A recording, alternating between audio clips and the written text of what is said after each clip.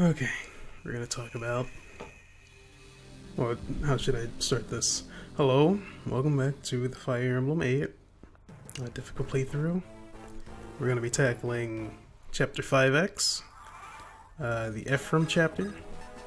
It's the only X chapter in the game. Sadly, there are no secret chapters like there are in FE6 and FE7 in the Game Boy games. But this is one of the chapters I enjoy the most. Just getting to let loose, not really having to worry about managing units who may not be able to tackle this map. In my opinion, I think each one of these units that you get, all four of them, are able to completely solo this map if they get the right turn RNG. And they would be able to do it without much difficulty.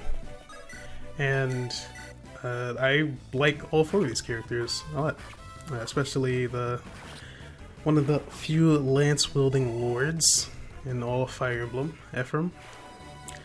He's also an extremely strong one to boot. I wish we had more lance units, lance-using units in general, much less lance-using lords. But he's quite a cool one. I like him a lot. I think most of us who are really into this game really enjoy his nature and what he brings to the table as a lance-wielding lord. And story opportunities as well. I like a lot of his.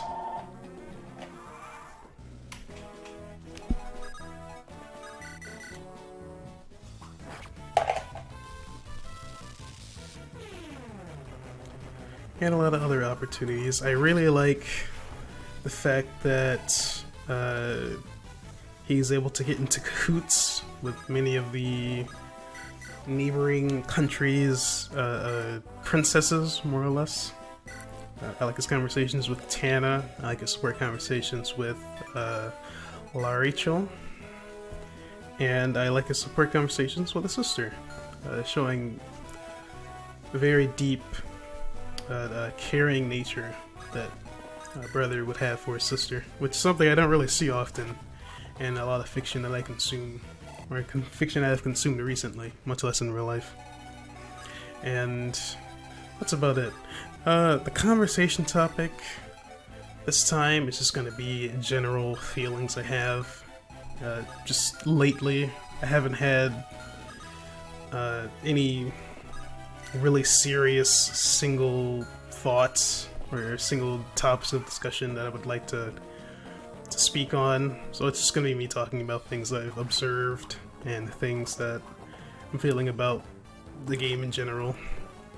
I'm really looking forward to this is post Smash Brothers Direct hype, and I'm really riding high off of the amount of love that the game received during that Direct, and the love that most every other series received. Sakurai really does love his games, and right there I kind of put him in just a little bit of danger, but it was nothing he couldn't handle, and I already calculated the risk, and wow, he got a really good level up. Oh yeah, he's not in any real danger. What was I gonna say? I shouldn't say he's not in any real danger. He was at 1 HP, but I had calculated that he wasn't going to die in that position, which is why I didn't rescue him.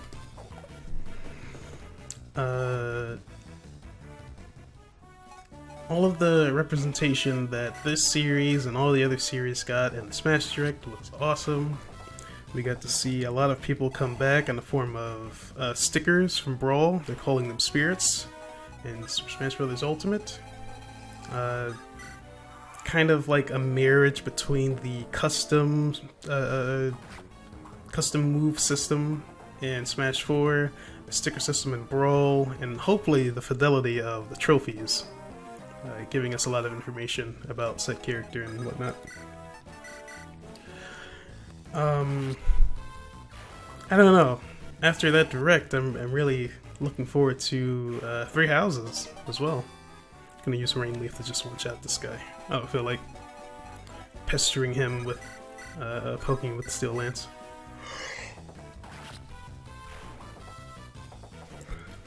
But overall, I don't really have any negative feelings towards things that can happen as a cause of Three Houses being a less than adequate game. Oh, that was pretty whack level up, but he did get speed, so I guess that's okay for now. And I'm just really hoping that all of the Nintendo games that have been coming out recently, all starting with Breath of the Wild, really changed up the formula of the games to a degree that we haven't seen since, let's say, I'm not going to say the second games in the series. Historically, a lot of games, when they first came out, they had their first, shining game that put them on the map. Original Super Mario Brothers, original Zelda, the original Castlevania, games like that. They all came out, and even Fire Emblem. The original Fire Emblem came out. And it was like a really well thought out and well planned formula that they had for the series, Final Fantasy. And then the second game kind of completely threw out all of the... I shouldn't threw out. It took all of the main ideas and set them to the side so that they could experiment and come up with all these crazy, wacky ideas that they could have some fun with and see what sticks going forwards. And for a lot of those games, it was becoming like a full RPG almost. Final Fantasy went from a very standard RPG to having mechanics in which it was kind of almost action RPG-like, where you would use a weapon and it would add to your total weapon mastery of that weapon, and you keep using it over and over again, and you could use stronger and stronger weapons, use stronger and stronger magic spells. The way you gain HP is by taking damage, and of course you could do a lot to abuse that system, which people have, but it's a really interesting idea. Castlevania went from a standard action game, action platformer, to pseudo-action RPG. Zelda went from a standard action game to another action RPG, magic meters and all of that. And Fire Emblem also went from just being a pretty standard tactical RPG to being a more robust RPG with dungeon crawling and random enemy encounters and things like that. So I really hope that's spirit that's been going pretty strongly with either revisiting themes that we haven't seen in a while or reinventing things that we haven't seen since never, or reinventing things that we haven't seen in such a long time that they might as well be new. Breath of the Wild going back to the first Zelda game and no longer taking the Ocarina of Time / Link to the Past tried and true formula. 3D Mario was no longer taking from Galaxy. I want to bring up Castlevania, but fortunately that series is kind of dormant for now. They were kind of going with the Symphony of the Night route, and then everything kind of got changed with Lords of Shadow, but Lords of Shadow 2 didn't really work out, unfortunately. But oh well. Then we have Fire Emblem, mostly staying the same ever since. I need to do some more research into this, but we've been using kind of the same formula for quite a while, with Awakening shaking things up pretty significantly, bringing back old mechanics that we haven't seen in a while, like I want to say it was from FE4, the marriage system, where you can have two units that marry each other and have more robust mechanics when you cap a relationship and characters marry. And then later on in the story, you have time skip, and their children come in, and their children will have stats reflecting both parents. And you also have the I don't know if this mechanic is new, but the pair-up mechanic, instead of rescue, like in this game, you can put units right next to each other, and they kind of play off each other, having much more resilience to enemy phase. And the support system was fleshed out significantly. Now you can support with, I think, everyone. If I'm not mistaken, I have not played Awakening or Fates through to completion, but from my understanding, you can support as many times as you want, and you can get, I believe, A or S rank with as many characters as you want. Don't quote me on that. I should probably do to look into that and address that either in the video when I go back and edit it, or go back and revisit this topic later on in another video. But I don't know, I'm really looking forward to what Three Houses can do or will do to add to or shake things up or just try something completely new. A lot of what I've been seeing is a focus on showing us formations and putting a lot of emphasis on how formations can affect certain mechanics of the game. A crit. The only time formations come into any kind of effect in the GBA games is the triangle attack. That I think... Oh, another crit. Nice. I think soldiers can... Not soldiers. Generals can do an FE6. And, wow. Pretty decent level up. Really good. Generals can do an FE6, and flyers can do it in FE7 and FE8. I really hope there's a lot more emphasis put on how units interplay with each other and party formations that you can form, instead of just kind of leaving us to our own devices to kind of come up with our own ways of how we should standardize making our own party comps and things like that. Those are my biggest hopes for that game. I really wish that there would be a much bigger focus and emphasis on placement and formations. And I think that there's a lot of interesting things you can do with that. And I also hope that archers have 1 to 2 range. That's another thing I would really like to ask for. Whew. And right now, just pretty standard gameplay, just going through this map. I'm not really trying to do anything out of the ordinary or out of the box. I am making a conscious effort to not give Orson any EXP, seeing as, well, spoilers, he becomes a boss later on and we never get to use him again after this chapter. But of course he can clear it all by himself if you really just want to get out of this chapter as quickly as possible. I wasn't really in a rush, and I really enjoy using Ephraim's Javelin to, like, kill people, because I like his Javelin animation. And I want to give some EXP to Kyle and Ford to see how they'll shape out. Ford is looking to be okay. Kyle, I think he got a 1 or 2 bad level ups back there. I know I saw one where he only got HP and speed, which wasn't all that great, unfortunately. And I'm gonna send Kyle down there by himself, because I just want him to draw out the people on that other side, so that when we come down it won't be as big of a deal. I've also been looking at a lot of YouTuber Fire Emblem content, just seeing what everybody's been doing, like putting out recently, and it's really just a bunch of just ROM hacks of GBA tier games, or the GBA-like games, where they just take the GBA games foundation and they come up with their own sprite work or randomizers and things like that.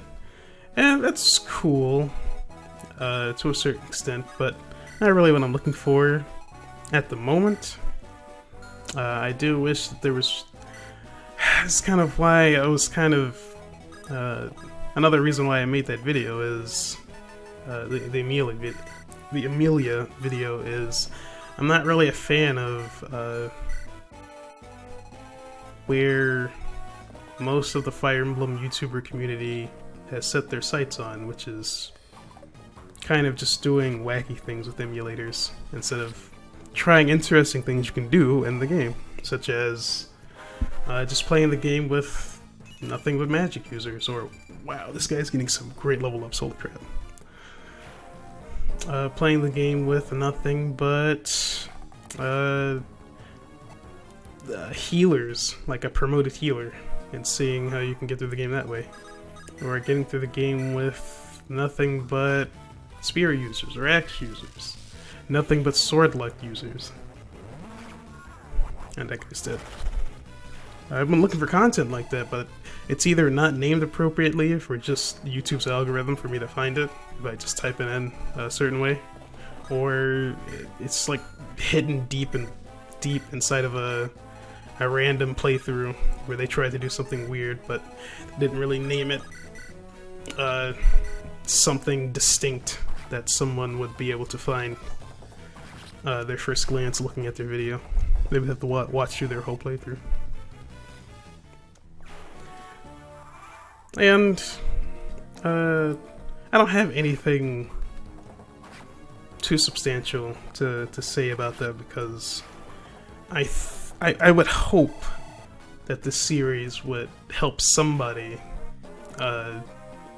when they're thinking about just this game in general, and offer up a conversation that they can have with me, to know that I am here in the comment section always, able to answer any questions you throw at me, and hopefully I answer them in a way that is thorough and acceptable and satisfies the question that you asked me. I may not be able to answer it per se, but I would want to give you something to go off on, to recommend you something, or point you in a certain direction. Oh, what does Ford get? He got speed and skill. It's not terrible. He got speed. Debating on if I was going to rescue him with Orson, but I changed my mind. And then Kyle's just right there. I need to heal him though. He's an Elixir or Vulnerary? Oh, he's a Vulnerary.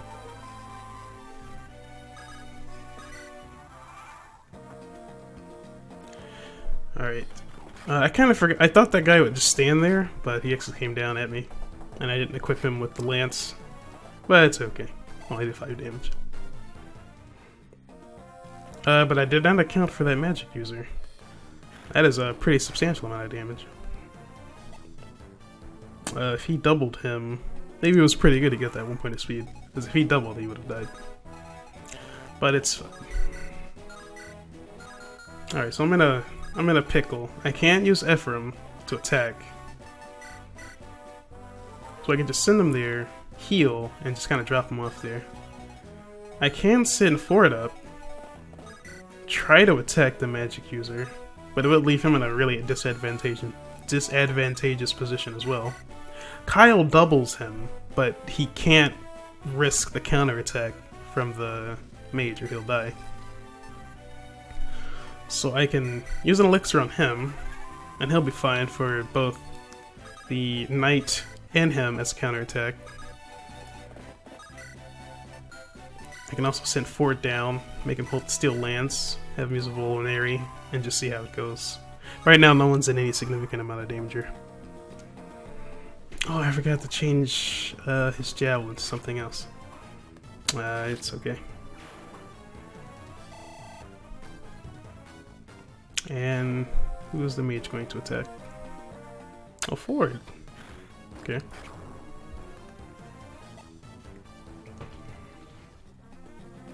Alright. So he can be killed by Kyle pretty easily with the Iron Sword. Takes 8 damage. And it's done. Oh, I'm really looking forward to the Fog of War chapter after this. Then after this, there's a monk and 2 soldiers. Not a big deal at all. I'm gonna sit him there with the killer lance. Hopefully he does the do to both of the soldiers. Oh, the soldier went after him because he had lower HP. It's fine. And dead.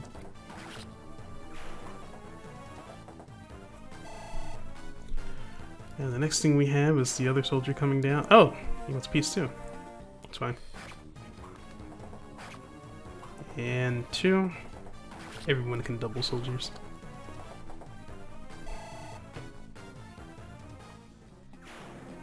Okay, the monk's just chilling up there. Put him up there, make him hold a javelin so he counters. Easy. We're just gonna be out of the way. And I think this is gonna be an easy cleanup for this map. And he's dead. Oh wow, he dodged. Okay. I'll give it to him. Just walk up and just end his life. End his suffering. Yeah, that works too. Okay, what kind of level up you get this time? Wow, this guy's level ups have been insane. I'm gonna go Erica's route, but this guy,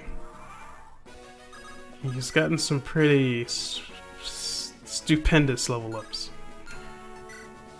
I'm gonna use this, equip the Killer Lance. Let's see what happens. They have a conversation. He doesn't know that he was just bait. And now he's dead. Where's Bizonte? And that was the first chapter. I think the next video is going to be about Iron Man runs. I think I'm going to talk about that next time. And with that, that chapter's done. And I'll see you guys next time.